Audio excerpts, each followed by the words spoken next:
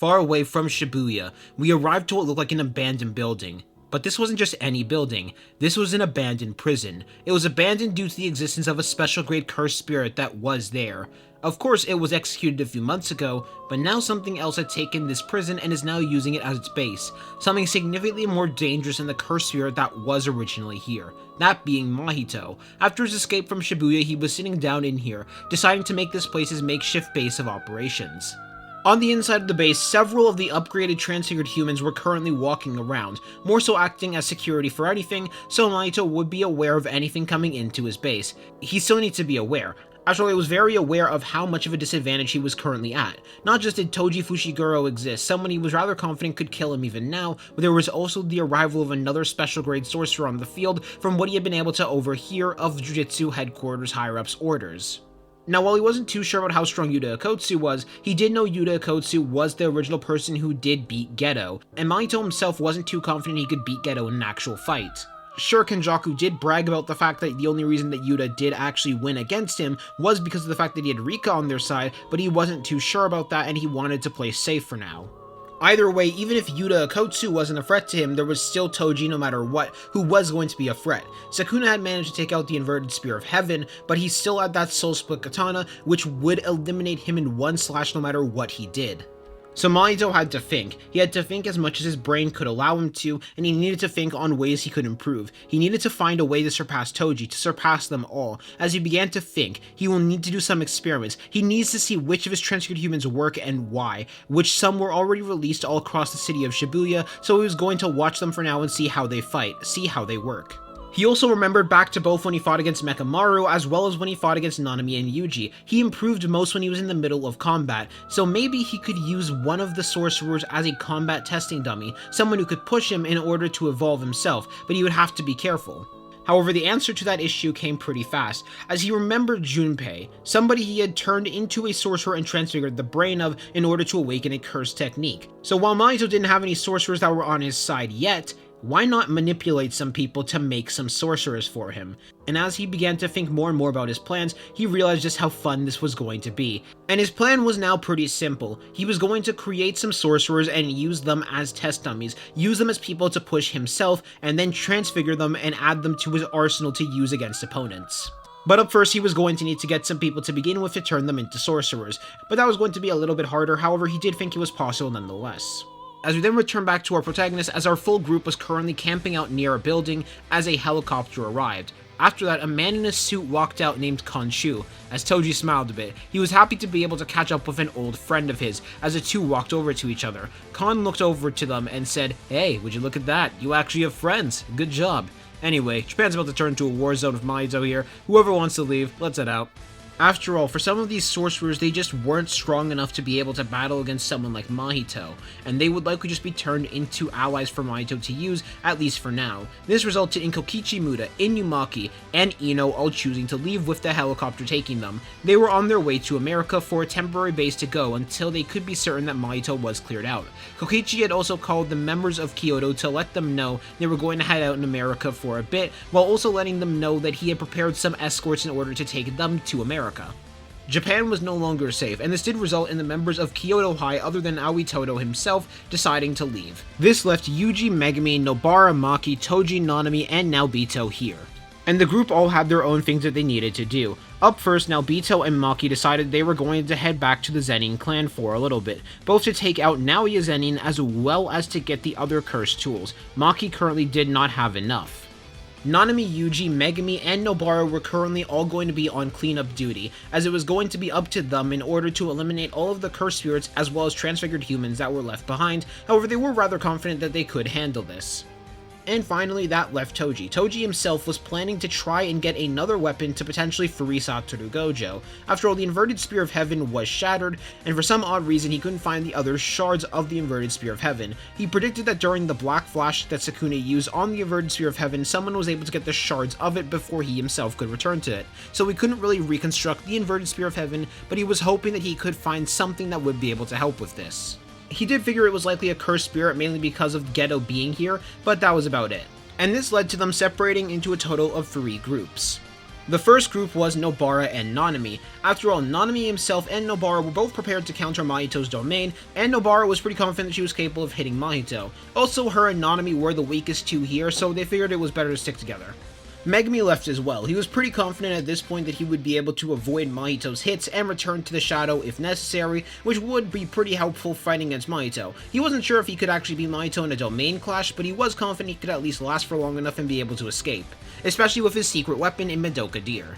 And that left Yuji alone as well, which Yuji was feeling pretty confident about this too. Not just did he consume 11 fingers, which resulted in a buff to his curse energy and abilities overall, but he also felt the experience of Sukuna landing a Black Flash. And feeling Sukuna's curse energy control being refined through that Black Flash, even though it was only for a brief instant, and Sukuna even casting a Black Flash ended up having massive repercussions on Yuji, but these were quite good repercussions, resulting in a much stronger Yuji.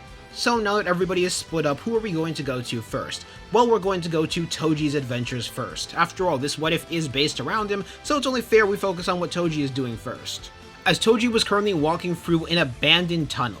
Or at least it looked like an abandoned tunnel. However, this was a place that had been developing for the last 9 years, one of the longest criminal havens for Jujutsu Society ever since Gojo had come to power. During the 9 years, even before the Night Parade of 1,000 Demons began, Toji had been primarily working for this place, and as a result of him working and doing so many missions here, this place ended up becoming a much more potent and powerful place in the criminal underworld. A place where young sorcerers that had talent, as well as sorcerers who decided to go rogue, had been able to use as a safe haven, working for the leader. Who the leader of this place was primarily known as the Shadow, as one of the biggest advantages that they had was the fact that no one actually knew who they were, or at least not many people knew, other than of course Toji himself. After all, Toji had helped establish this place in exchange for getting good amounts of pay for every single mission he had done for them. So we figured if any person knew on the planet where he could find someone else that could help break the prison realm, it would be them. And while Toji was walking through, he could see that it was more busy than ever. After all, with Gojo now gone, a lot of them now felt free to do whatever they so please. Gojo was what was holding them back. Gojo was holding them back from making really big moves, and now they felt completely free to do so. This also resulted in several of the rogue sorcerers here, including students that he had recognized from Jujutsu High, as well as from the Night Parade, that were training with each other, training even heavier than usual. However, it was then two rogue sorcerers approached Toji. Both of them were wearing a mask in order to hide their physical appearances, as they escorted Toji inside of one of the bigger buildings, as Toji was brought into a room that looked like a bar. However, despite it being a bar, it was actually quite empty, as it was lit up by candles rather than using electricity, though there was a TV nearby as well. On the inside of this room, there were 4 more masked individuals that were currently acting as security, as the person who was in charge came out. While under normal circumstances, they would have come in wearing a mask or something to try and hide their identity, Toji already knew their identity, so they saw it as pointless. In front of Toji was a woman with short black hair, as well as black eyes. They were wearing darker clothing with a katana on their back, and they were a rather powerful sorcerer. The woman's name was Nagumo Seiji. Previously, it was Nagumo Zenin, but she had her name changed a while back as she said, well, after a year of working for Gojo, after he gets sealed, you come back to me.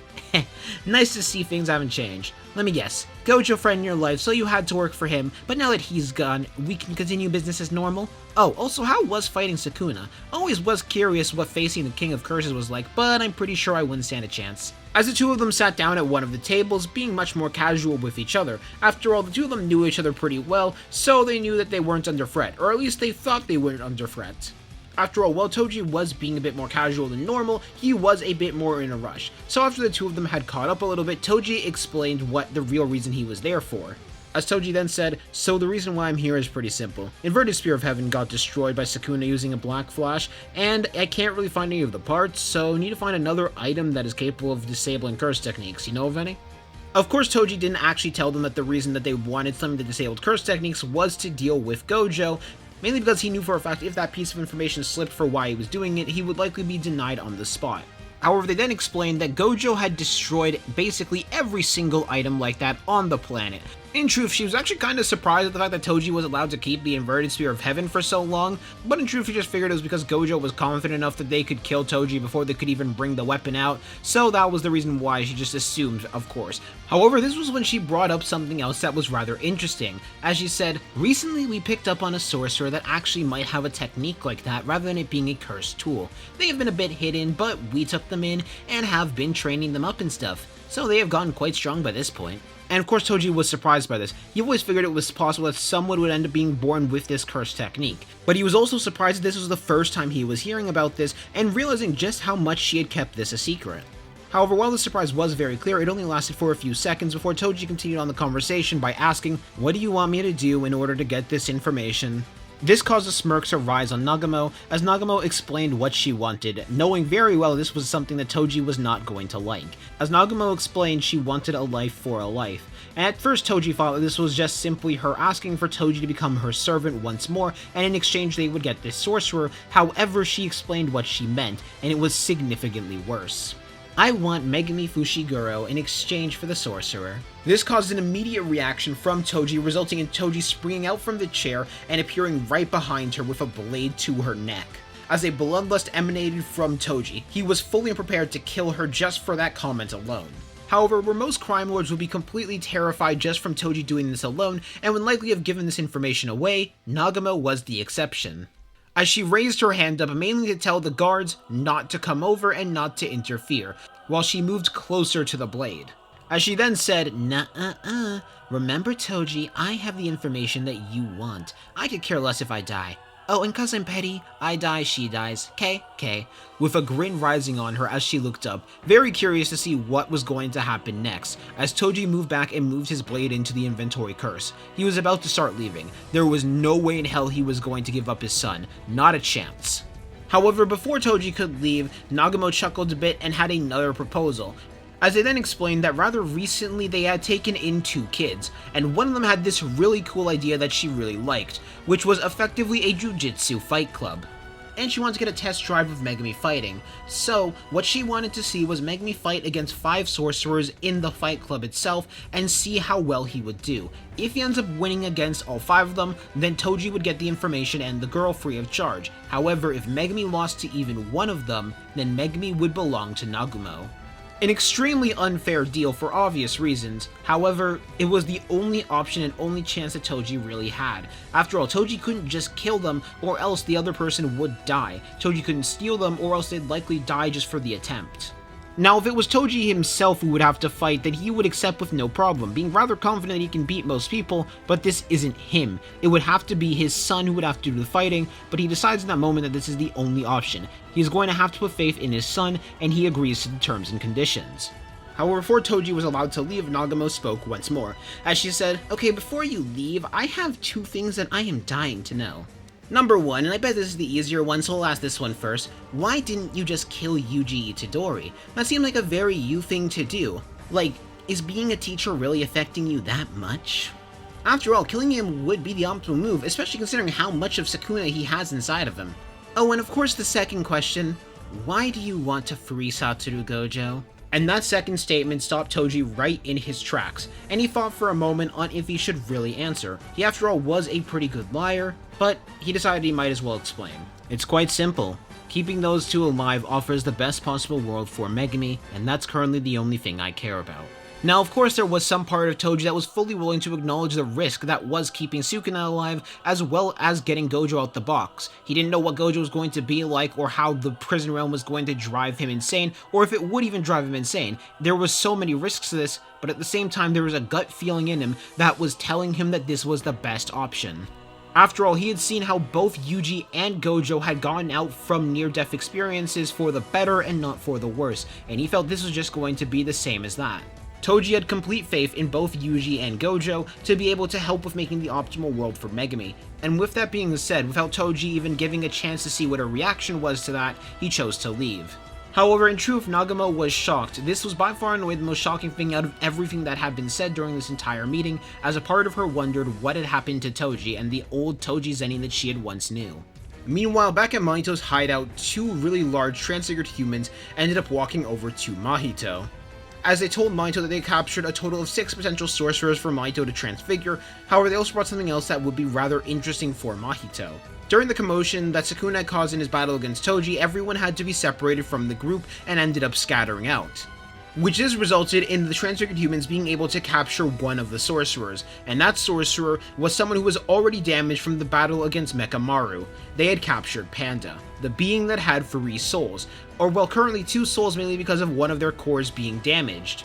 as Mahito tapped his chin for a moment and began to think on what he could do with Panda, mainly because he had some ideas and he was going to have a lot of fun using Panda against the sorcerers. At the same time, the transfigured humans also brought in Granny Origami, as she had barely been able to escape, but she was captured by Mahito's transfigured humans. With Mahito deciding for now to throw them in the cell, and he was going to figure out what he was going to do with both of them later. However, they both did have some interesting soul properties, so we had a very good feeling that they would be very, very useful for them.